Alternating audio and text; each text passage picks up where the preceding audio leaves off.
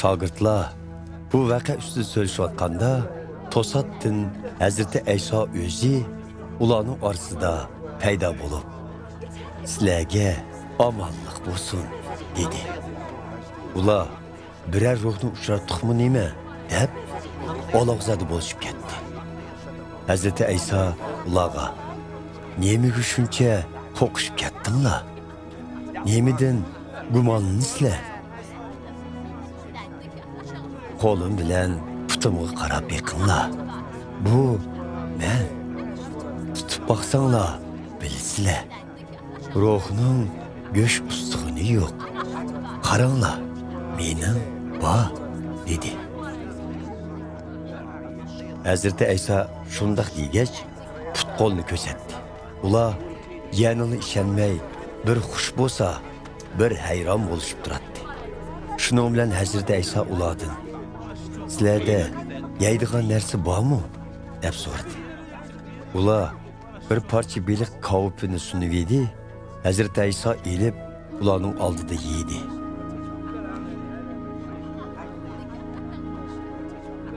Onda ularga mundaq dedi: "Bu ishlarning hammasini men ilgari sizlar bilan birga bo'lgan vaqtimda aytgan edim. Men Musa xotirlagan Tavrat, boshqa payg'ambarlarning yozimlari va Zaburda bayon qilingan menga doir ishlarning hammasi cho'qim amalga oshirildi degan emasmi?"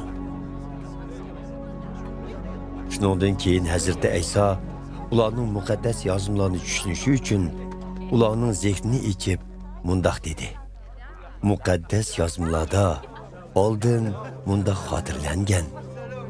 Qutquzuvchi Masih azob chekib, o'ldirilib, 3-chi kuni o'limdan tirildi.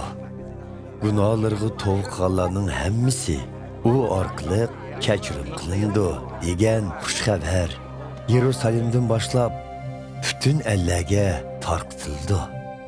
Sizlar endi bu voqealarning guvohchilari bo'lasizlar.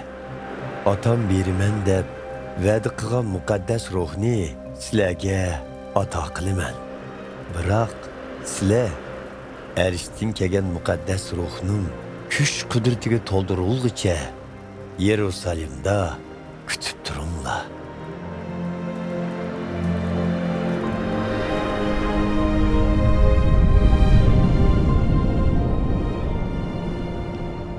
Hazrati Ayso ularni Yerusalimning sirtidagi Baytoniya yesigicha boshlab bordi va qo'llarini ko'tarib ularga baxt tiladi. U baxt tilab etib, ulardan ayrilib osmonga ko'tarildi.